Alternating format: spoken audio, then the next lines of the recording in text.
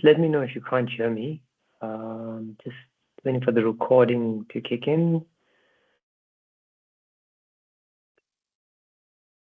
And then we should be good to go.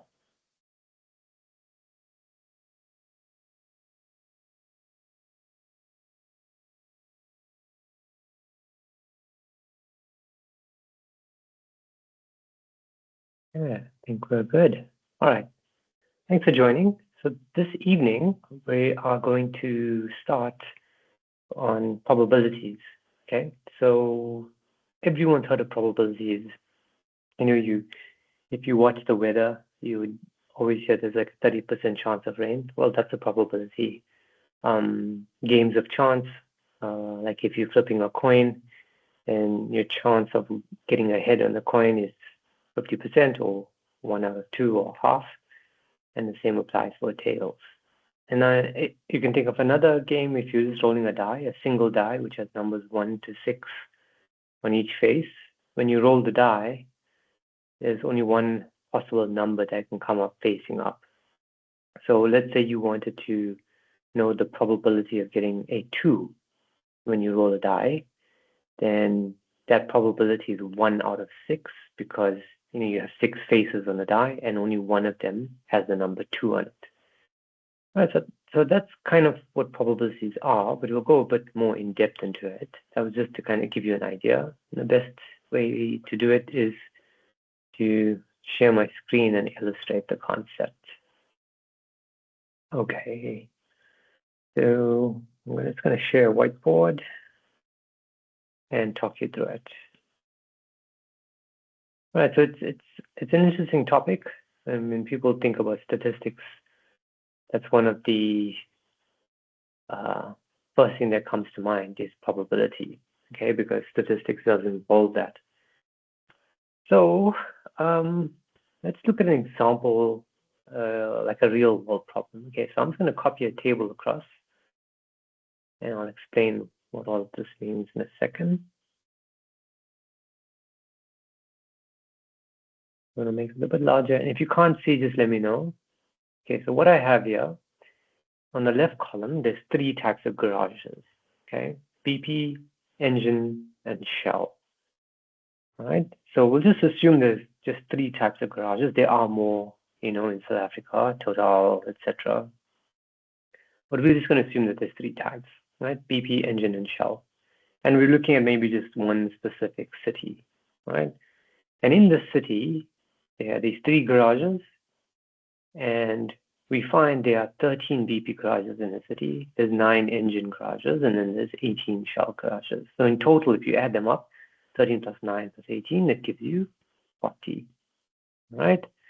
Now, if you were to determine the probability of filling fuel or going to a BP garage, then how you would work that out is you would first look at how many BP garages there are in total, right? So the number of BP garages in total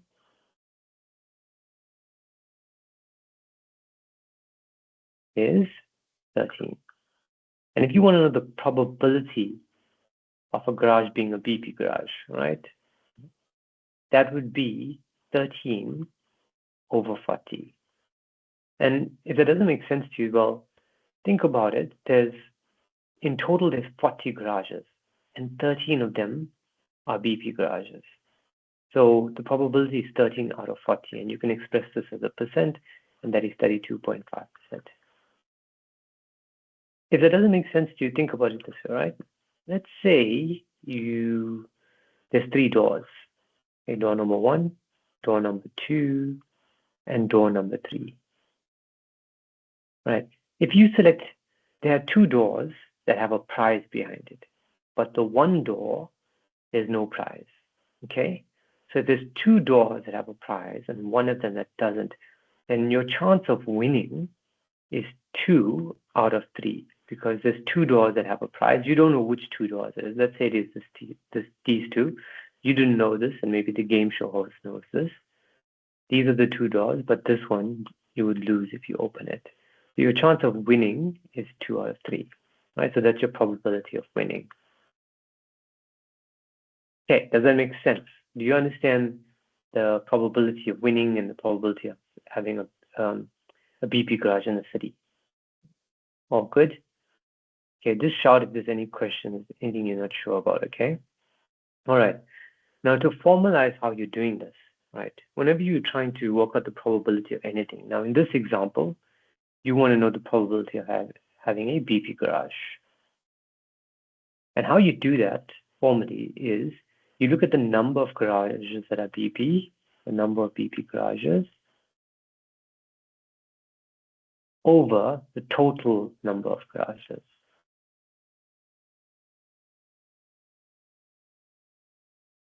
And that's how you work with probabilities for anything, all right?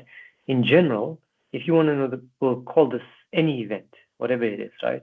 A, could be winning, it could be a BP garage, etc. If you want to know the probability of A, it's the number of occurrences of A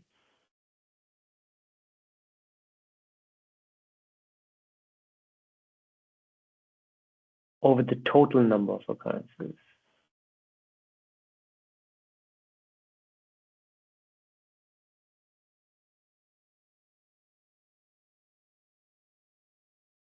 Right, A is just a specific event. For this example, where you're playing a game show, the event A is winning. Okay, so there are two occurrences where you can win, or two possibilities where you can win, but the total number of possibilities is 3 because there's 3 doors. So that's why it's 2 out of 3. So that's how you determine probabilities. Okay, you use this general formula here. Whatever you ask, whatever probability you're working out, this is the general idea. Okay, I'm going to clear this and make some space. Yeah. Okay, so you get the idea of the probability of a BP garage. The question I would ask now is, okay, let me just keep this part here.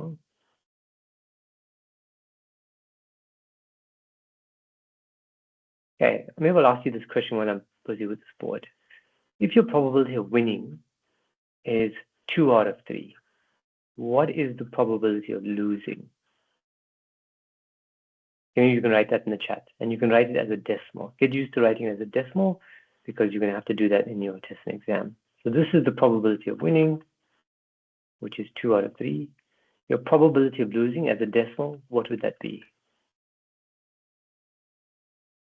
You can put it as a fraction or decimal. Anyone in the chat? Nobody.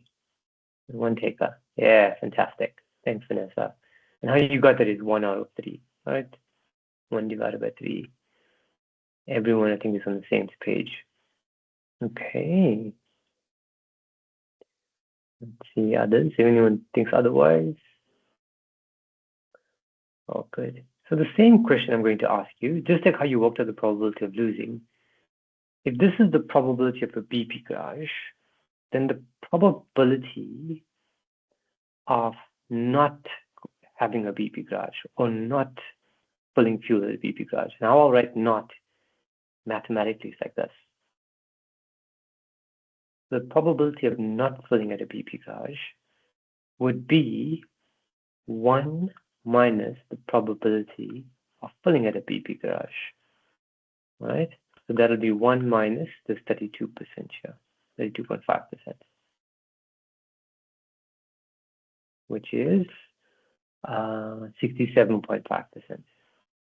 Now what I've done here is no different to what you did for the probability of losing. How you got the probability of losing is you just took 1 minus the opposite of losing, which is winning. And I could write the opposite of losing like this. But we know this is the same thing as winning. So what you did is you did 1 minus 2 out of 3, and that left you with 1 out of 3. So you just did exactly the same thing I just did. All I did here is I'm writing it formally, right? But you get the idea. So if you want to know the probability of not something, then sorry, I'm confusing you. If you have the probability of an event A occurring, and if you wanted to work out the event of A not occurring, all you do is you take 1 minus the probability of A. All right? What you've done here is you've used something called the complement rule, because winning and losing are complementary events. Going to the BP garage and not going to the BP garage are complementary events. They're the opposite, they say. Just a fancy way of saying opposite. All right. So I showed you a property of the complement rule. Okay. Just remember that. But I think you get the idea with a simple example of winning and losing. Now, let's assume for a second, right? In the city, we're only interested in the city, right? And we're interested in all possible garages. If there are only these 3 garages and there was no other garage, so there wasn't Total, there wasn't Astron, etc. These are all the possible outcomes. There's no other possible garages. Then these 3 events, BP, Engine, and Shell, are known as a collective exhausted set of events. It's a fancy word or phrase, collective exhaustive set of events. And all that means is that if you had to add up the probabilities of all of them,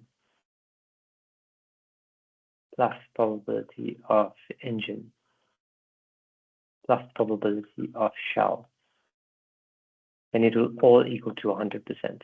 It will equal to 1. And that would happen only if those are the only possible garages that are available. All right. If there were other garages, then these would not be a collective exhaustive. Basically, all it's saying is these are not all possible outcomes. All right. Now, we're going to move on to a cross-tabulation table. And a cross-tabulation table shows you 2 variables modeled against each other. Okay, now, it sounds like a lot, but when I show you an example, you'll see how simple it is. Okay, so let's look at an example. This is something you can very likely have in your exam.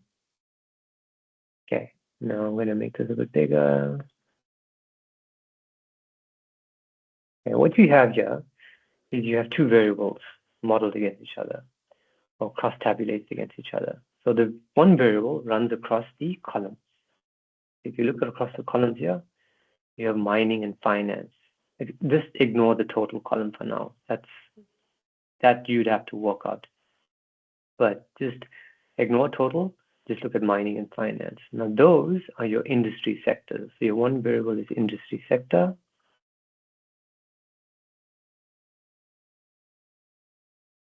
Right across the columns. And then if you look going down the rows, you have director, manager, and junior. And that's your position.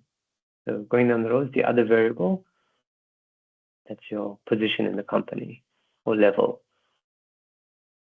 Same thing. All right. So what it's saying and how you read this table is it's telling you there are 21 directors in the mining sector. And then there are 40 directors in the finance sector. And in total, the number of directors that you have is 21 plus 40, which is 61. So you're just adding up the values going across the columns. And that's how you get the 61 as a total. The same thing for managers. You have 80 managers who are in the mining sector, and you have 160 managers in the finance sector. If you add up the 80 and 160, you get 240. In a similar way, if you go down the rows now, let's just look at the mining sector. Just focus on the mining sector for a second. Here, it's telling you have 21 directors in the mining sector, you have 80 managers, and you have 210. So in total, then, the number of employees that you have in the mining sector is 21 plus 80 plus 210, and that gives you 311. So that's how you get the total for the mining sector. All right, so you'd have to get these totals. And then the last value in the bottom right-hand corner, the 751, that is simply just adding up all the numbers that were given to you. So you have 21 plus 40 plus 80 plus 160, 210, and 240. That's how many employees you have in total. If you add up all those numbers, you'll get 751. Right? So the grand total is also very important, right? So it's just to what I'm kind of explaining now is just to give you an idea of what this table is telling you. It is important to understand what information is in this table. So I'm just going to check the chat if there's any questions.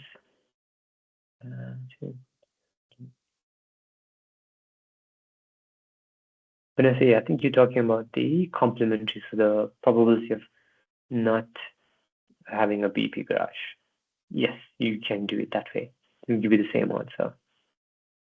All right, let's go back to the board. All right. Now, a typical kind of question you can be asked is determine the probability of being a director. So the question is, what is the probability of being a director? Okay. Now, how you work this out is just like I told you before. If you have a probability of A, you need to figure out how many occurrences, the number of occurrences. Please excuse my spelling if it's bad, if it's wrong. Occurrences of A over the total number of occurrences.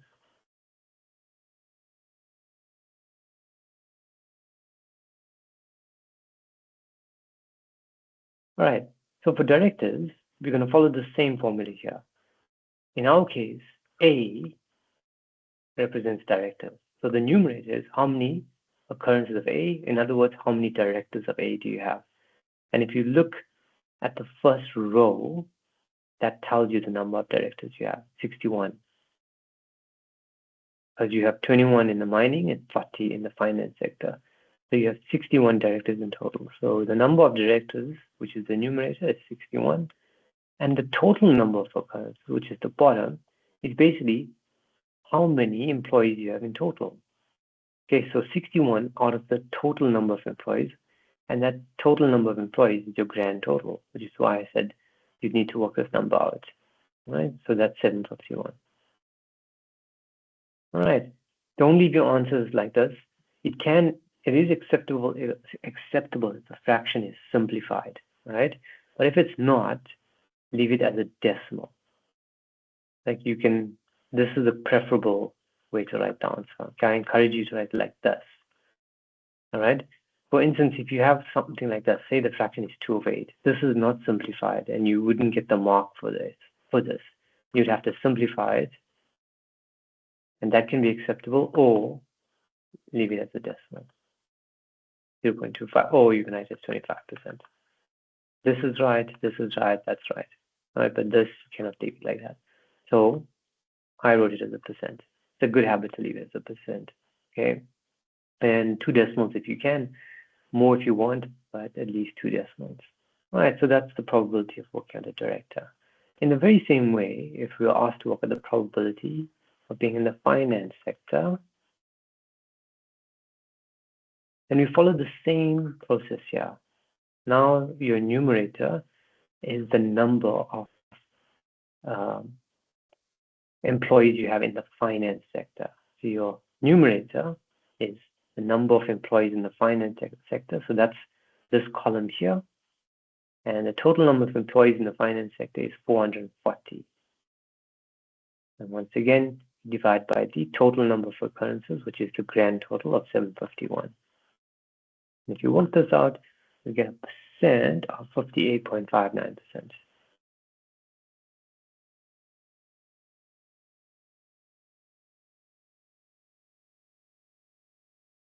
Okay, so far, so good. Let me check if any questions. All right.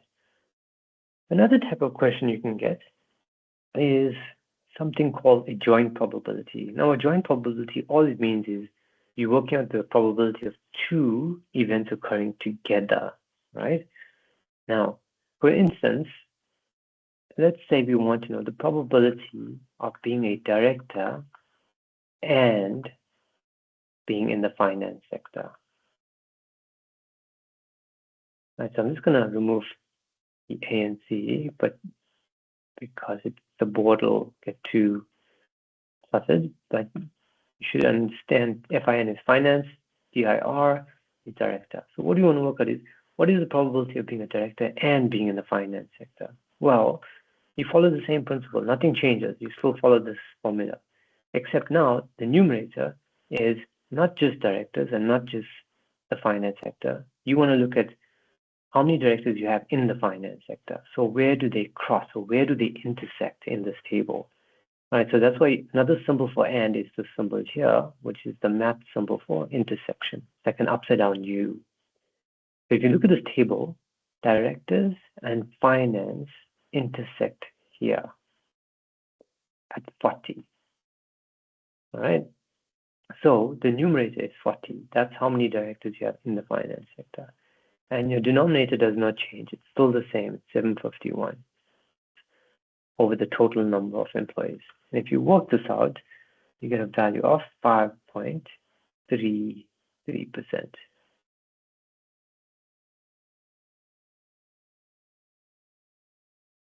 So this is an example of a joint probability, but all it is just the probability of something and something occurring. That's all it is. All right.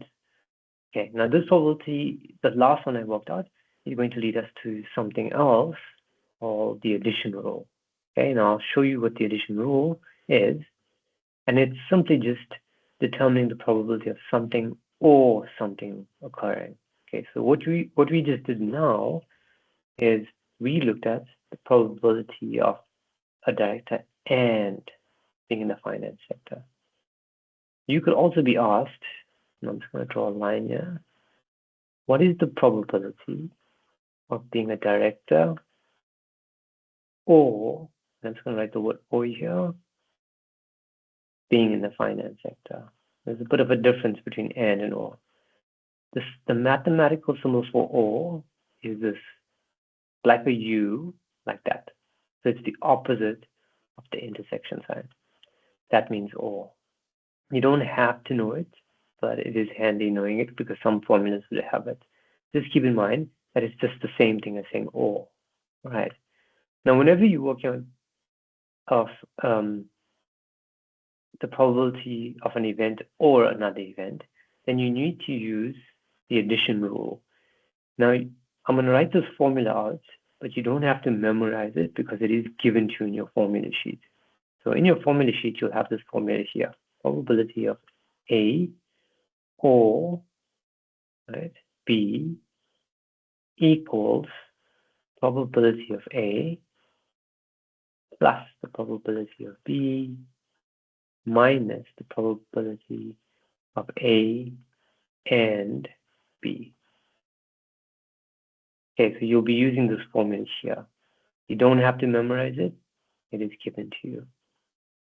Now, all you're going to do is, instead of A, you're going to have director.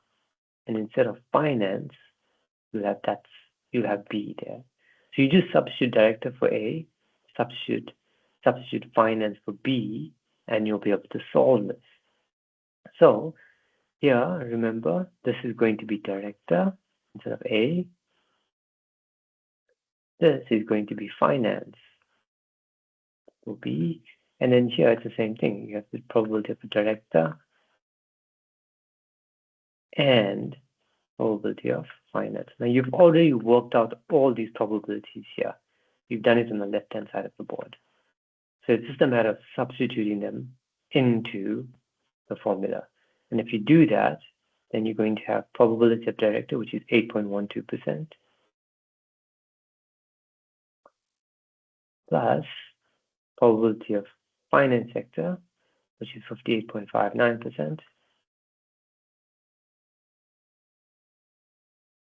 minus the probability of the director and being in the finance sector, which is 5.33%. And that simply gives you the final answer, which is 61.38%.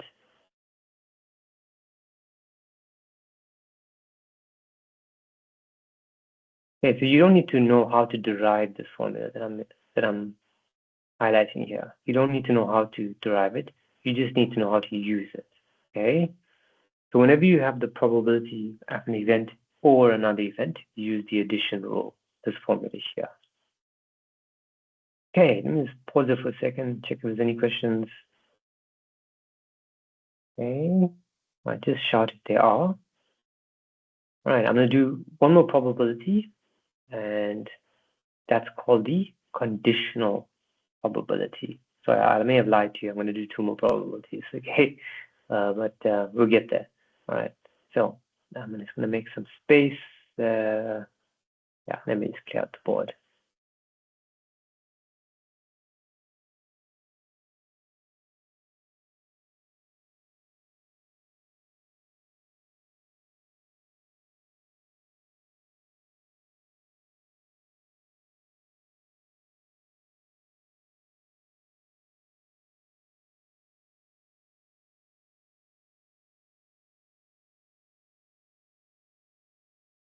All right, so the next kind of question you can get is a conditional probability question.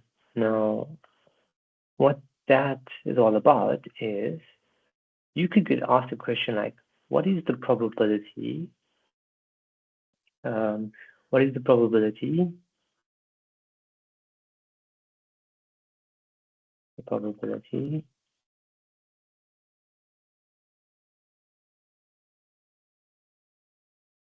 of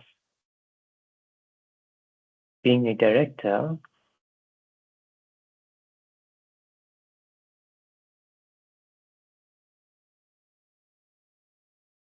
given, and this word is very important, given,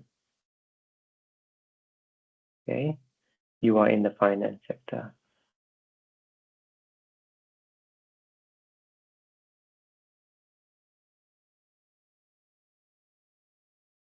Finance sector.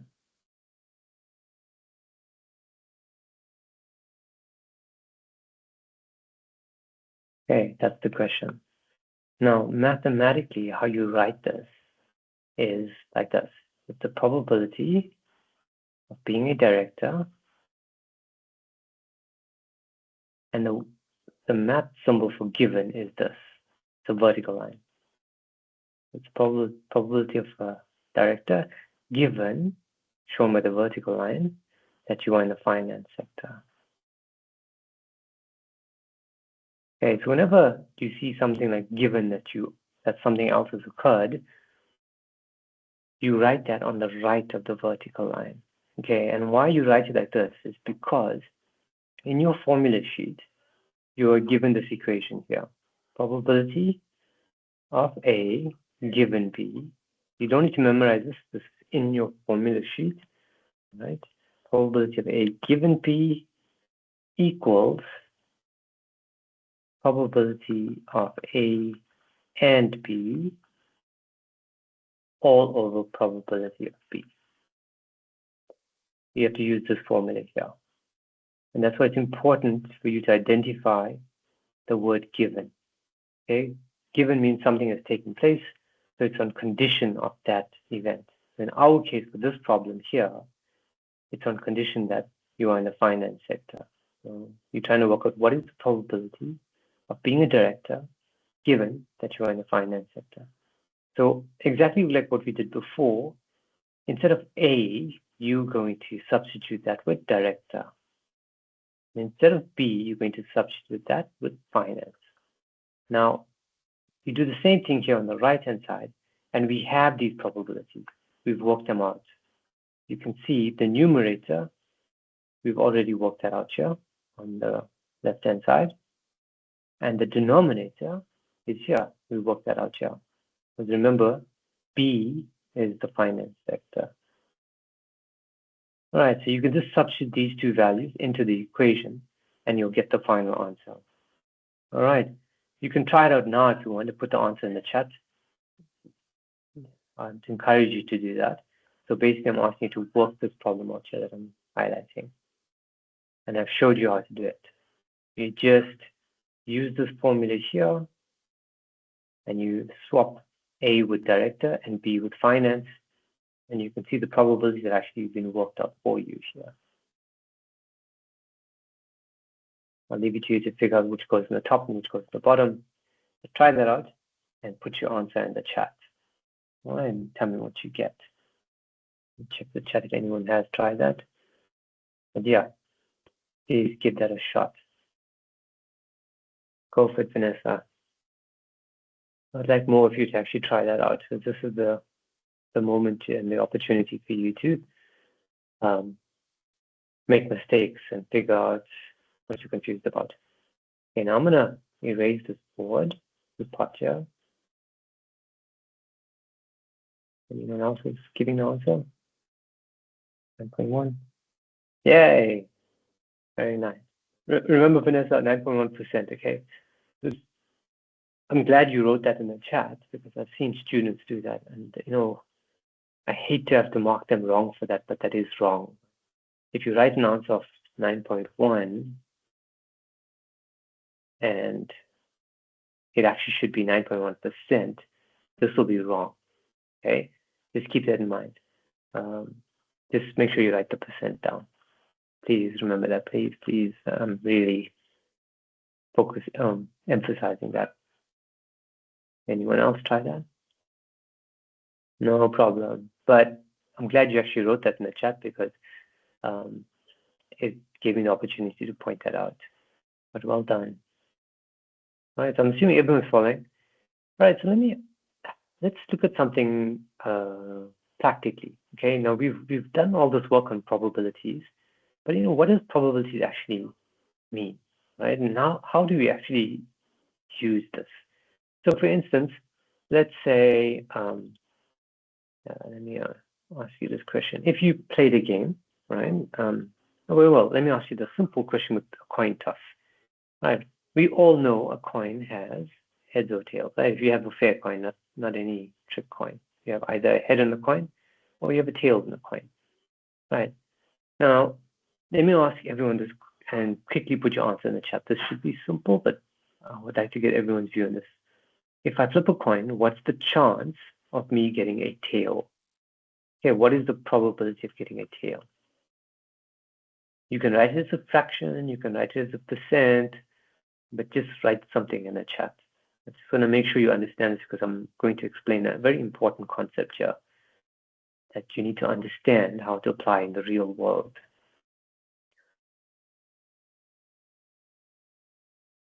Everyone, yeah, exactly, okay? 1 in 2, 50%, exactly, right? I think we all know this. You got a 50-50 chance, etc., right? So 50% or half, right? Now, when you say half, right, intuitively, what that means to me is, for every 2 times that I flip a coin, I'm bound to get one of them as being a tail, right? So if I flip the coin twice, I flip it once, this is the first time I flip it, and then the second time I flip it. So if this probability is true, and we all know it is, if it is true, then that means if I didn't get a tail here, say I got a head here, then surely I should get a tail in the second coin flip. But we all know this doesn't really happen in real life. Okay, you can flip a coin 5 times and you can get 5 straight heads. Doesn't mean that this probability is wrong. It is correct. But then how do we make sense of this? Okay, right? How do you make sense of it? Because in the real world, when you actually conduct this experiment, things don't actually work out according to what you see these probabilities are. All right, and the reason is that these probabilities are true for an infinite number of experiments, or in other words, not just infinite, an exceptionally large number of experiments. So maybe this doesn't happen in the second, maybe this doesn't happen at the third, right? You might still get ahead. But if you flip this coin, let's say 10,000 times, and nobody's going to do this, right? But a computer can actually do this for you. Let's say you flip it 10,000 times. The number of times that you will get a tail will be very close to half this value. So you may not get 5,000 exact. And why am I saying half? Because that's the probability, right? It won't be exactly 5,000. It'll be very close. So we'll use this symbol here for close. When I say close, it could actually mean 4,975. I'm making up a number here. This is still pretty close. This is still very close to 5,000, right? It's very unlikely you'll get exactly 5,000, but you'll get pretty close to that number. Now, the more experiments you do, if you start increasing this number to 1 million, then this average gets closer and closer to the real half value. So if it is how many did I put here? 1, 2, 3, 4, 5, 6, 1 million. So it'll be very close to 500,000 tails that you would get. So probabilities work, and they work well when you conduct an exceptionally large number of experiments. So that's why we do use it. And how we would use it is, let me just put a casino in as an example here. All right. If there's a game, right, whatever that game is in the casino, and I don't know what game, you can make up whatever game you want, right? If there's a game, and instead of heads or tails, right? Let me get a board here. So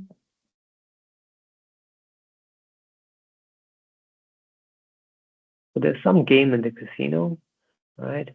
And the probability of you winning, right? So you winning, it's very unlikely to be more than 50%. Because if that was the case, the casino would be losing money, right? So it's very unlikely there's going to be a game that has the probability of you winning in your favor. It's very likely it'll be less than 50%. So let's make up a number. Let's say it's 40%. Okay, 40%. All right. Now, for a casino, how this number makes sense to them is, remember what I said, right? Before I spoke about flipping a coin, and that's your experiment. But for the casino, there's a game that you play. So you play this game the first time, whatever this game is, you play it the second time.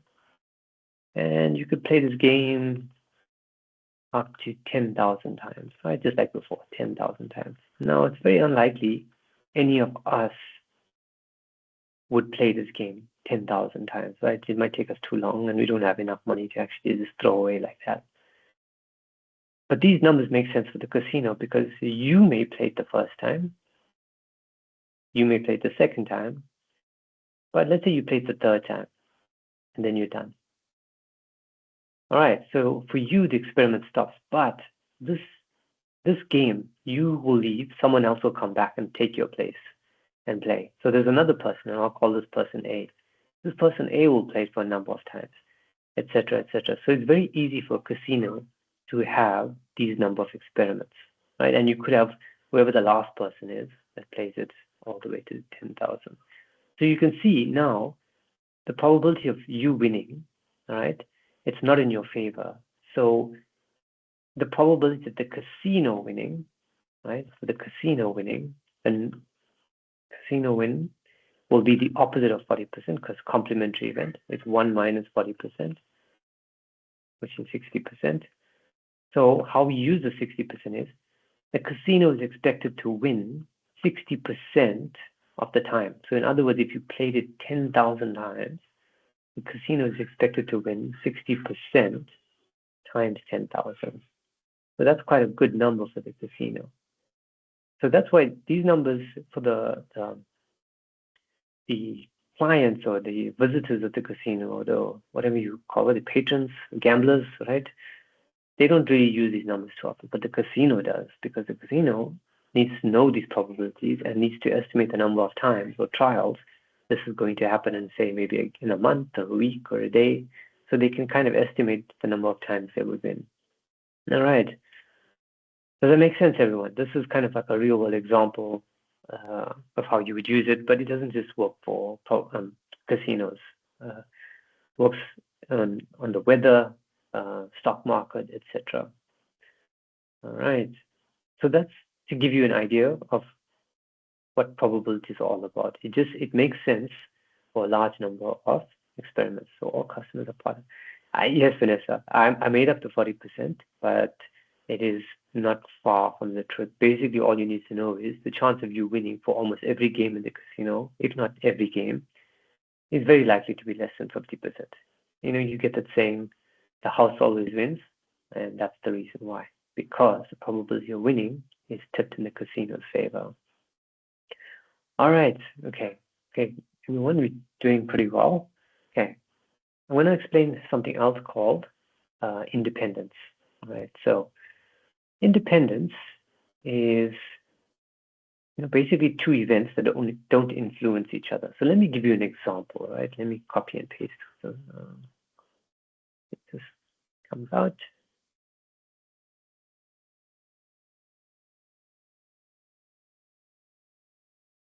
No.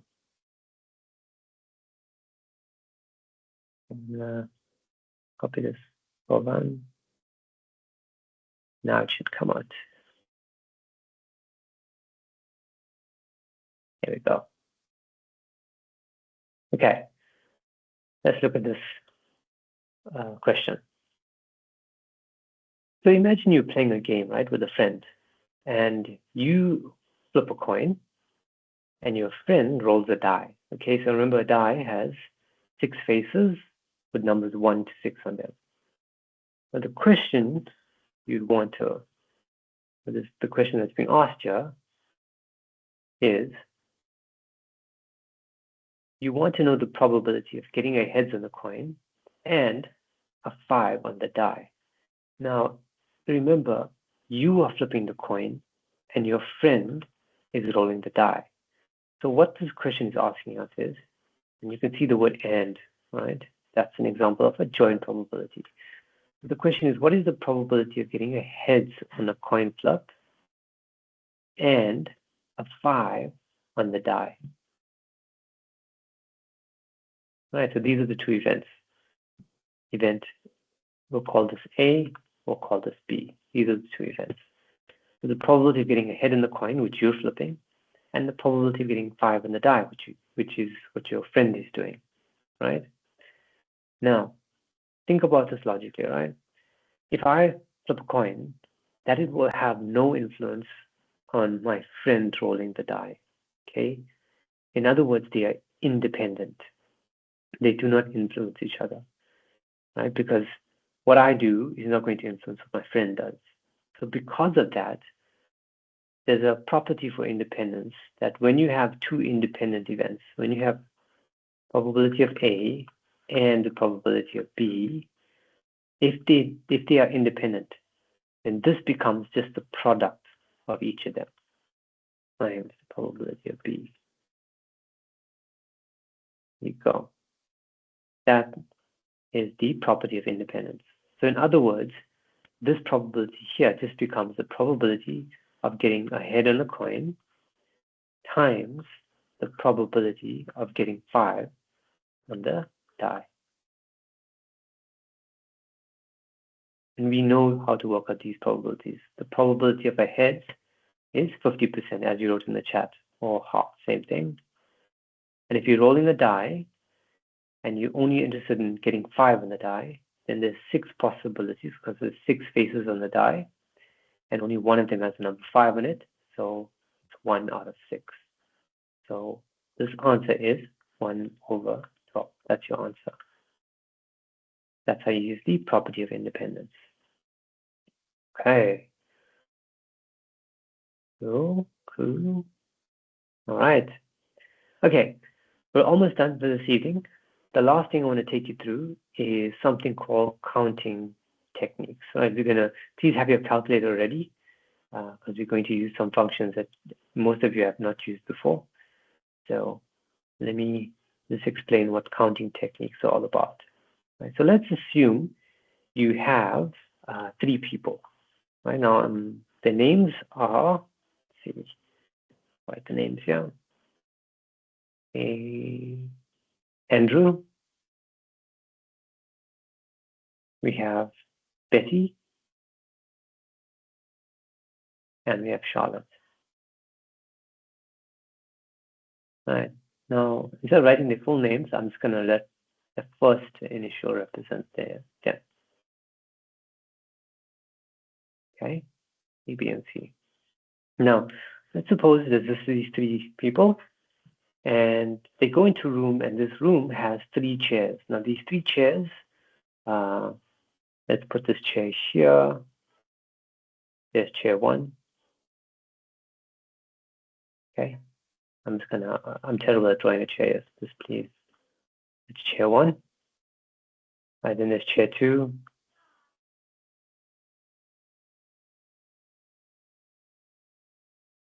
Right, and then the third chair.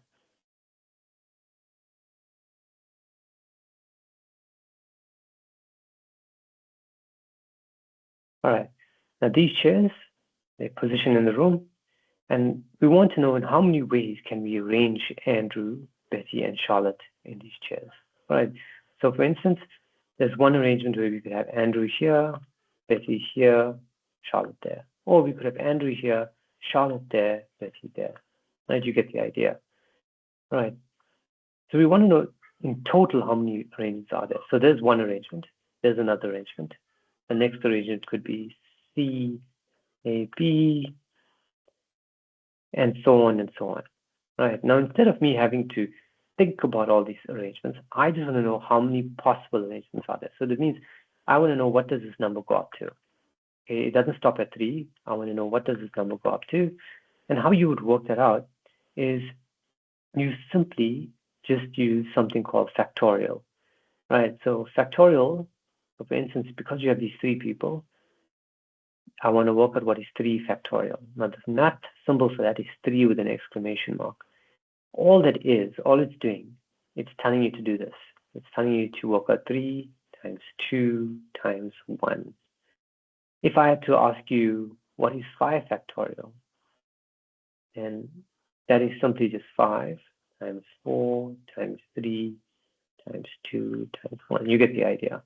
Now, obviously, to write this on your calculator is quite time consuming, and you don't want to do that, right? You want to get more proficient with using your calculator.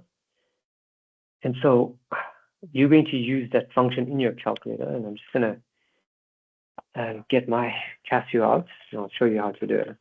Okay. So if you want to work out 3 factorial, okay, look at your calculator. I'm only talking about the Sharp, not Sharp, the Casio, because that's what I have. There's a mode button on the top, right?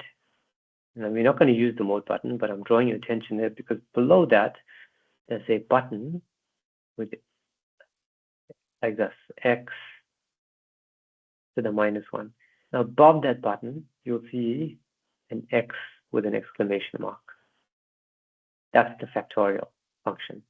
So if I want to work out 3 factorial, I'm going to use that button, but I'm going to use the second function or the shift, because it's the secondary function of that button. So all you need to do is press 3 on your calculator, all right? Then you'll press shift, and then you'll press this button here, and then you should see an exclamation pop up there. And then just press equals to know what that value is. And that's X. And it's the same thing as this. Okay, so that's how you use the factorial button. All right. Now, this is an example of a counting technique, is because you want to know how many different arrangements you can have of Andrew, Betty, and Charlotte. All right. Now, let me ask a different question. Let's say we still have these 3 people. Okay. Let me clear this. And the question is, I only want to select 2 of them, so I need to select a pair, right? And how many different ways can I select a pair from these 3 people? And remember, the pair doesn't really care, but, well, we don't really care about the order.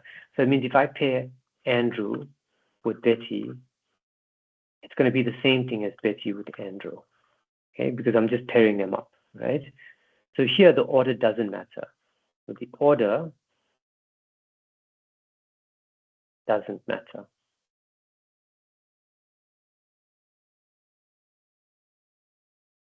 Right, so remember, I'm selecting 2. I'm selecting 2 because 2 makes a pair. So I'm selecting 2 from the 3 people.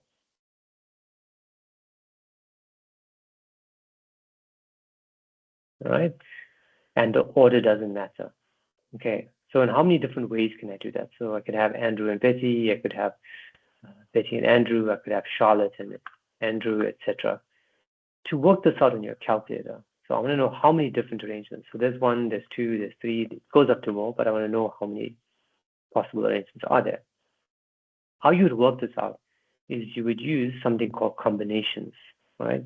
So in your calculator, right, what we're actually trying to work out is we're trying to select, right? We're trying to select 2 from 3. So in other words, we're going to use this notation here in your calculator. there's a group of 3 people, and we're selecting 2 from them. And because the order doesn't matter, we use C. Okay, the order doesn't matter, we use C. So how we would work this out is if you look in your calculator, look at the division button, you will see above that something like this, NCR. And that's the function we're going to use. So we want to do it for 3 and 2. So how we're going to do that is you're going to press 3, all right? Then you're going to press Shift, and you're going to press the division button, and then you'll see a C pop up here. And then we just need to write the 2 next to it. So write 2 and hit equals 2. And then you will see there's 3 possible arrangements. Now, this may seem too easy for you because it's, you may feel, oh, I don't need to really use this function because I can actually just pick it up from writing them out. And yes, you're right. But if I increase this number, now I put another person, Dave, in it. D, right? And another person, Emily, right? Now that's 5 people. It's not so easy to do because it's a large amount of people. Then it is important to be able to do it using this function here. Okay, so remember, you would use C when the order doesn't matter. All right, so now let me give you an example where the order matters. Right. Now, let me just clear this out.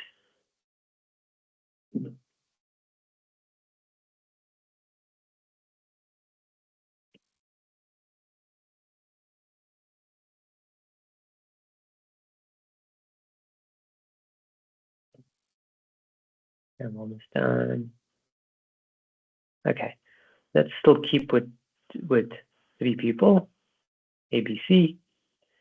Now let's suppose there's a competition that you're having with these 3 people, right? It could be a test or some sort of race or something, but you're interested in how many different ways you could have a first and a second place. So how many ways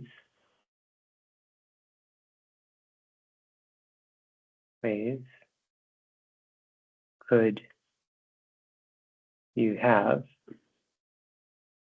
a first and second place? Right, so let me give you one example.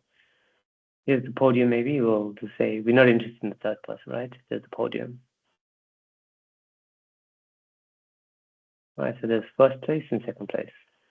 So in one instance, you could have Betty place first. You could have Andrew here, all right? And then that's one instance, so that's whole contest as one. The next case you could have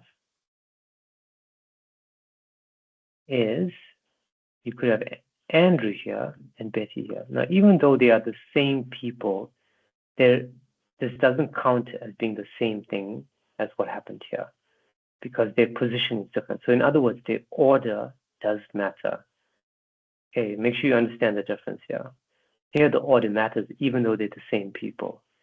So in other words, we are going to use a different function to the C that we did earlier. There's one more possibility. You could have C being first and A being here.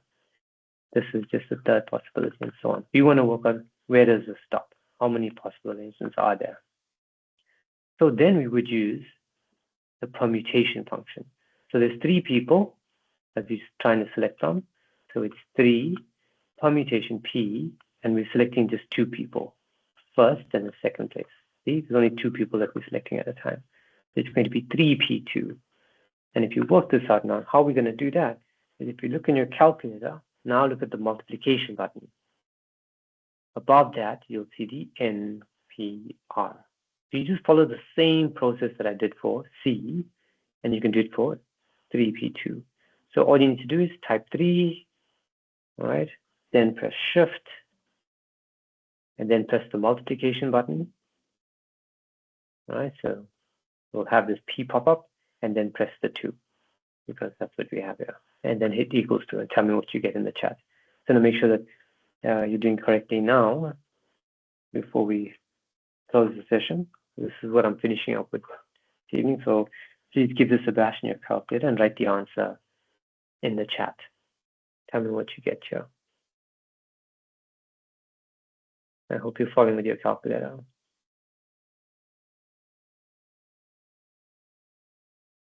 Nice. Oh, done. All right, you should get 6. All right, does that make sense, everyone?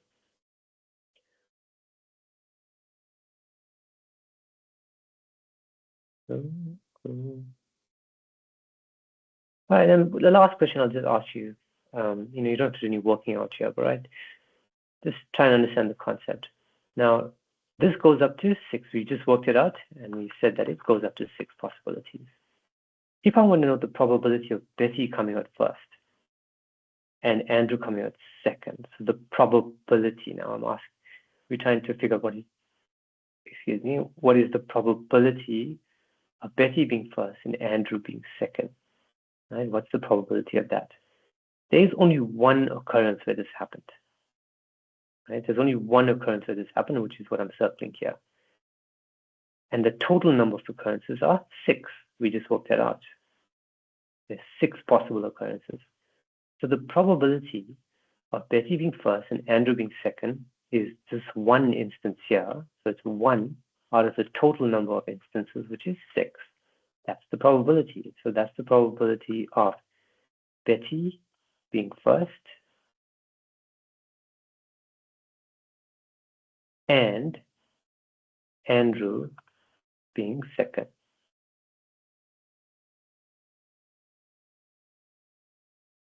It's 1 over 6. All right. That's it for this evening. Thanks for joining, everyone. If there are any questions, anything you're not sure about, please do let me know. But yeah, other than that, that is it from me.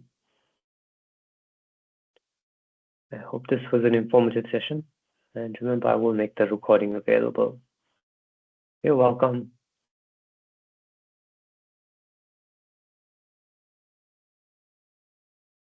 Enjoy the evening.